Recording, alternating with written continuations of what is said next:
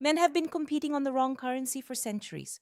You built the career, got the apartment, bought the watch. You made the sacrifices, absorbed the stress, told yourself, this is what she needs, this is what she wants. This is the language of love that men speak. And still, you watched her pull away, not toward a richer man, toward a man with nothing in his bank account and everything in his presence. Society sells you a clean lie that financial security is the foundation of attraction, that women are essentially choosing between portfolios when they choose between men. You've heard it your entire life, dressed in different words, but always the same message: provide enough and she stays. Watch what she responds to, not what she says at a dinner party, not what she tells her mother she wants in a partner. Watch her pupils when that man walks into the room, the one who isn't the wealthiest person there, the one who doesn't have the cleanest resume. But something in the air shifts when he arrives, and she feels it before she understands it. There are three things wired so deeply into female psychology that money cannot reach them. Three things most men spend their entire lives unknowingly starving her of, while spending everything they have on the one thing she already stopped responding to. And one of these three, the most powerful one, has nothing to do with how you treat her. It has everything to do with how you've built yourself when she isn't watching. Directional certainty. There is a man you've seen. Maybe you've watched him from across the room without fully understanding what you were witnessing. He's not the tallest. He's not driving the newest car. He doesn't have the most impressive title, but he walks like he's moving towards something. There's a directionality to him, an internal precision. His energy is aimed at a specific point on the horizon. And nothing in the room, not the noise, not the approval, not even her, is going to deflect it. And she cannot stop looking at him. This is what you've been missing. And it's older than money. A man with money sends one message to her nervous system: I have already arrived. A man with direction sends a completely different one: I am in the middle of becoming something that has never existed before. The first is a closing statement. The second is an open book she cannot put down. David Buss documented this across 37 different cultures in his evolutionary research.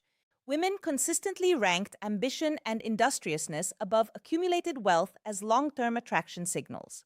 Not wealth, not what you already have. The active drive towards something, the forward motion, that's the signal that matters. Jordan Peterson phrases it differently. Women are not attracted to men who have won. They are attracted to men navigating difficulty with competence. They are attracted to men navigating difficulty with competence. The performance under pressure, not the trophy, the competence in real time. A rich man who has stopped fighting is already dying. She can feel the absence of fire before she can name it. Consider this. I was there. Richard Francis Burton was one of the most accomplished men of the Victorian era. He had infiltrated the holy city of Mecca in disguise, a crime punishable by death if discovered. He had led expeditions deep into unmapped East Africa, survived ambushes, nearly died 3 times searching for the source of the Nile. He spoke 29 languages. He was perpetually broke, perpetually mid-mission, perpetually living at the edge of his own story. He had almost nothing by conventional standards. No state, no inheritance, no stable income. Isabel Arundela came from a prominent Catholic family. She had suitors with titles and land. Security, respectability, a quiet life of guaranteed comfort. She chose Burton. Men who could offer her everything Victorian society said a woman should want. Security, respectability, a quiet life of guaranteed comfort. She chose Burton. She waited years for him. She defied her family. She restructured her entire existence around a man who couldn't guarantee her a single stable month. She wrote in her diary, I do not follow him because he protects me. I follow him because being near him is the only time I feel fully awake. Fully awake, not secure, not provided for. Awake? This is the sensation money cannot manufacture. The electric feeling of being in the orbit of a man who is actively building something that matters to him. His purpose becomes her aliveness. His direction becomes her North Star.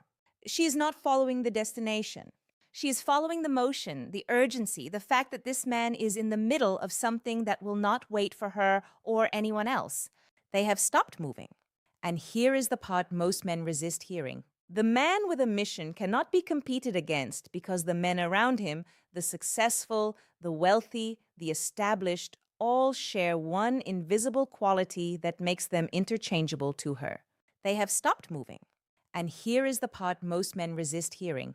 A man with money but no direction is not secure to her. He is stagnant. She will take his resources and feel nothing. She will marry him and begin a slow internal death. Neither of them can explain. This is why women from wealthy marriages sit in therapy offices every year, completely unable to articulate the emptiness they feel. Everything she was told she needed is present: the house, the accounts, the car in the driveway, the absence of financial worry, and no one going anywhere. The female brain does not respond to accumulation. It responds to trajectory, not where you are, where you're pointed. So, the first question worth asking yourself isn't, what do I have to offer? It's sharper than that. Where are you going? Not vaguely specifically. What is the work you would do even if no one gave you credit for it? What is the thing you are willing to be uncomfortable, misunderstood, and underpaid for because it is yours? That specific burning direction that is more attractive than any number you could put in a bank account. But here's where men make a second, more invisible mistake. They understand direction. They build the mission, they develop the drive. And then the moment she finally cracks open for them, the moment she brings her full emotional weight into the room, they completely fall apart. The ability to hold her storm, there is a specific moment every real relationship eventually has. It's not the first fight. It's not the first time she cries. It's a quieter, more consequential moment than either of those. It's the moment she tests whether you will collapse. She doesn't plan the test. They try to fix what isn't broken. She doesn't know she's administering it, but somewhere beneath her conscious awareness, she is watching for one specific thing. When I bring the full weight of my emotional world into this room, will he add to it or hold it? Most men fail this test not through cruelty, but through confusion. They try to fix what isn't broken. They offer logic to something that is asking for gravity. They suggest solutions to what is at its core a request to be received, and she walks away not feeling fixed, feeling alone. This is not about emotional availability in the self-help sense. The internet has spent a decade telling men to open up, be vulnerable, share their feelings, and created a generation of men who are emotionally porous in a way that is exhausting instead of comforting. A porous container isn't safer than no container. It's worse. Everything leaks. When she breaks down, and he breaks down with her, she now has two emergencies and no one holding the structure. What she needs is not a man who cries with her. What she needs is a man who can receive her chaos without creating more chaos. Dr. Sue Johnson's foundational research on emotional bonding identifies one consistent thread in secure attachment: not warmth alone, not communication frequency, not shared interests. It is felt security, the internal experience of, if I fall apart right now, he will not fall apart with me. He might reach toward me, but the architecture will hold it. Emotional, tensile, strength, the ability to receive force without deformationation, to be genuinely moved by what she feels, not performing detachment, not hiding behind stoic silence, but structurally capable of bearing her weight without buckling under it. Think about what this actually feels like to her. She has had a day that feels like it happened to a stranger, the kind where everything feels disproportionately heavy and she cannot organize it into a reason. She comes home, she talks, she becomes the container for both of you, and she will do it. She doesn't want solutions. She doesn't want advice. She wants to feel the weight of what she's carrying land somewhere that doesn't break. If you fix, she feels dismissed, managed, reduced to a problem. If you collapse with her, she now has your pain to manage on top of her own. She becomes the container for both of you, and she will do it. Women do this constantly. But every time it happens, something calcifies, a tiny hardening, a slow withdrawal of her emotional openness. If you hold, she feels something no amount of money, grand gestures, or romantic declarations can manufacture. She feels held, received, structurally safe in a way that has nothing to do with bank accounts. And being held, genuinely held by someone with the structural capacity to receive her darkness without dissolving, is one of the most addictive feelings a woman can experience because she's almost never felt it. Most men either flee or drown. June 1819, Simon Bolivar was mid-revolution. He was executing one of history's most audacious military campaigns, marching a half-starved army across the Andes through freezing altitudes, fighting a war on multiple fronts. One execution order away from ending everything. He was exhausted, sick, operating at the absolute threshold of human capacity.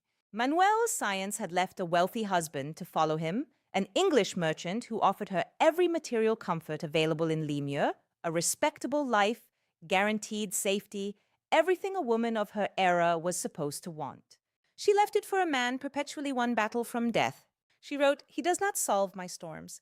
He stands in them with me without becoming one without becoming one." She did not need a man without storms of his own. She needed a man who, even inside his own battles, could hold the shape of her chaos without adding to it. Who could receive the full weight of her emotional world without requiring her to manage his reaction to it? Manuela Science died in poverty decades after Believer's death. She never returned to the wealthy life she had abandoned. This is what containment does to a woman. It doesn't just attract, it anchors. The man who can hold her emotional weight becomes structurally irreplaceable. She can find a man with more money. She can find a man with more status. She will search the rest of her life for another man who makes her feel that she does not have to manage her own intensity in his presence. She does not have to shrink, organize, or apologize for the full weight of being herself. Most of the time, she won't find him because most men don't understand that emotional strength isn't the absence of feeling. It's the presence of structure, not walls. Load-bearing walls. She never remarried, never looked back at what she left. He becomes the standard she measures everyone else against forever. But what keeps her wanting more of you? What prevents even this from fading over time requires the third thing. The one hinted at in the beginning, the one most men destroy, not from weakness, but from what they mistake for intimacy, retained unknowability. Here's the mechanism no one names correctly. Men think they lose women by becoming boring. That's not exactly wrong, but it's not precise enough to be useful. Boring is the symptom. The disease runs deeper. They lose women by becoming fully readable. Think about a book. You can read it every night for months if the chapters keep opening new rooms. A book can be brilliant, beautifully written, deeply satisfying, and you will abandon it the moment you feel you've reached the final page. Not because the quality dropped, because the mystery closed. There is nothing left to discover. The map is complete. This is what happens in relationships. Not that men stop being interesting, it's that women feel they have mapped the territory. They know every reaction before it arrives. They can predict every response in every situation.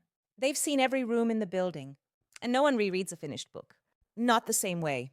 Essel has spent decades studying erotic desire inside long-term relationships, and her most consistent finding is that desire requires mystery, not absence, not gameplay. The specific sensation that another person contains rooms you have not yet entered, that there is interior territory you cannot access on demand, that you are always at some level still in the process of discovering who he is. The mistake men make is this. They interpret closeness as full disclosure. They believe that loving her means giving her complete access to every thought, every insecurity, every process, every anxiety, every room in the building. They equate transparency with intimacy. And slowly, without cruelty, without drama, without a single bad day, she loses the thing that made her desperate for access in the first place. The hunger doesn't die because the food got worse. It dies because she's no longer uncertain about whether there's more. Marcus Aurelius was emperor of Rome for 19 years. He was also in private one of the most rigorous philosophical minds of the ancient world.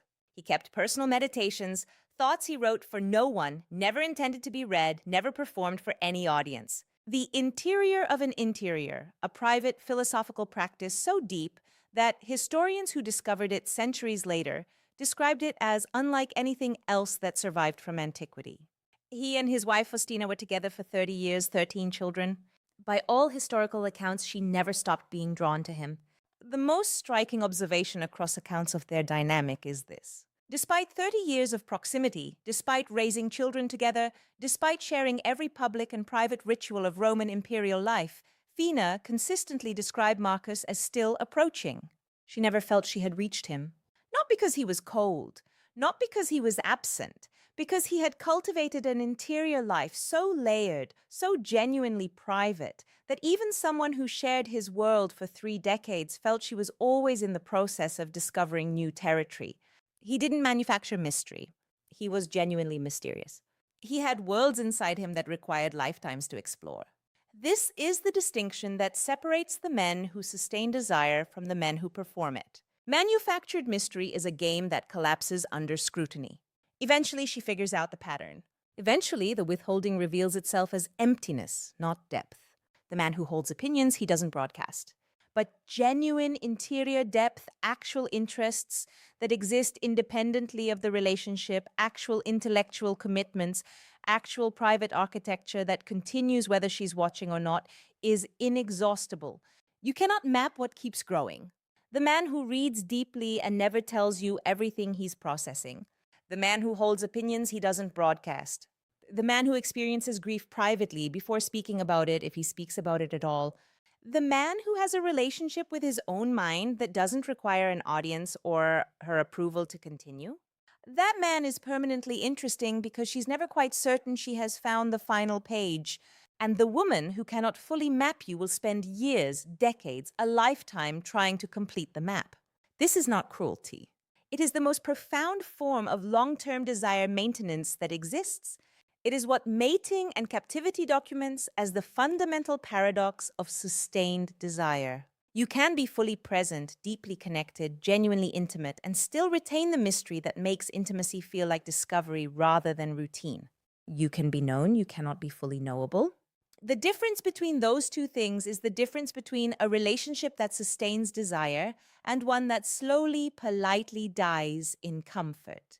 What you keep private, not out of secrecy but out of genuine interiority, is not a wall between you and her. It is the thing that keeps her moving towards you forever. So now you see it.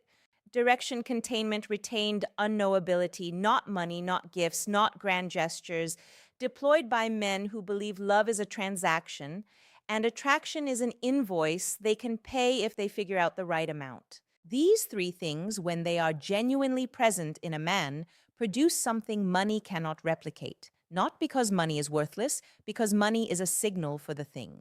And what she's responding to at every level is the thing itself. She wants to know that your energy has a destination, that you're building something with your life that existed before her and will continue regardless of her. She wants to know that she can break in front of you without bringing the structure down on both of you. And she wants to know every day, even after decades, that she has not yet found the final room. The wealthiest men in the world are sitting in confusion right now, unable to understand why the woman they gave everything to is slowly turning into a stranger. They gave her the proof. They forgot to be the thing the proof was supposed to represent. Here's what should follow you out of this. Every woman you've ever lost, she didn't leave because you didn't give enough. She left because at some point you stopped becoming. You arrived. You settled into the landscape of her life like furniture. You became a constant she could filter out. The way a mind learns to ignore any background signal that never changes. She didn't fall out of love with you. She fell out of aliveness. And the man who finally understands the difference between those two things, the man who knows that love and aliveness are not the same currency, will never again mistake one for the other. The question worth sitting with is this. If love was never the full answer, if it was always about direction and structure and depth, what else have you been doing right that still isn't enough? That question doesn't have a clean answer, but it has a direction and the direction is inward. Most men will feel this. Close the app and go right back to giving her everything except the three things that actually matter. If you're serious about understanding female psychology at the level most men will never access the unfiltered material I can't put on this channel, hit the join button below.